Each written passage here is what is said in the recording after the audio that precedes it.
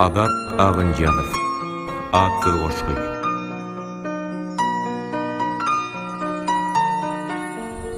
Endiler kötemez ülpeti aşkın, sensizlige şimdi taparın madar.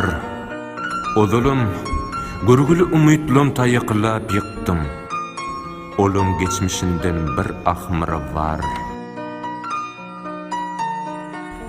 Eden hüccetligim çıktı da çenden, özüm ayıplayan müyünüm bar yali. Belki de endi mıdamalık geçensin menden. Menem sen deyip yugurdim o hıyali. Göğün näme deyse diyer dinleme. Menin duygularımı okuma hasap. Barıbir sensizlik rihimsiz çümyer jigerime. Unutup bilemok ağırdır bu tap.